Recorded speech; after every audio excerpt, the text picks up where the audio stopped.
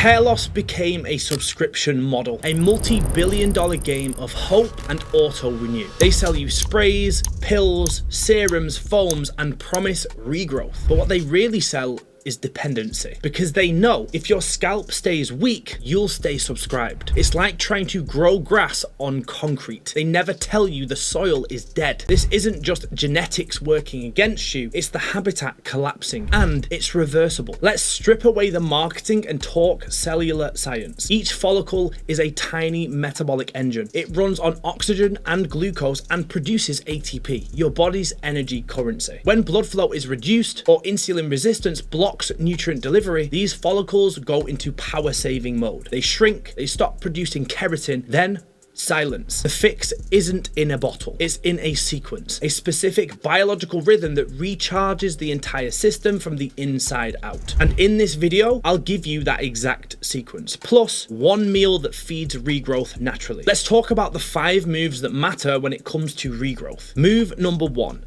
Lower insulin resistance. Insulin isn't just about fat gain, it's about oxygen control. When insulin stays high, your red blood cells can't release oxygen efficiently. That means the scalp literally runs out of air. No oxygen, no ATP, no energy, no hair. Here's how you fix it. Eat within an 8 to 10 hour window. Take 10 to 15 minute walks after each meal to regulate glucose and push oxygen back into circulation. Eat protein first, then colorful plants for fiber and antioxidants. Sleep 7 to 9 hours to reset cortisol and insulin sensitivity. You're not just dieting here, you're restoring metabolic oxygen to the follicle zone. If you've ever felt your scalp go cold or tense, that's the feeling of energy collapse. Fixing insulin reopens the gates. Move number 2, wake the follicle habitat. Here's where things get physical. Microneedling once per week, not aggressive, just a gentle reminder to your scalp that it's actually still alive. Each controlled micropuncture triggers your body's wound healing cascade. New collagen forms, blood vessels sprout, growth factors flood to the area. In plain terms, you're telling your scalp, hey, we're rebuilding here. How to do this safely. Clean scalp, clean roller, 1 millimeter or less. Move in straight lines, then cross hatch. Skip oils or serums for the day, keep it sterile. Over time, you'll notice a shift. Itchiness, warmth, and tingling are all signs of vascular awakening, the soil before planting new seeds. Move number 3,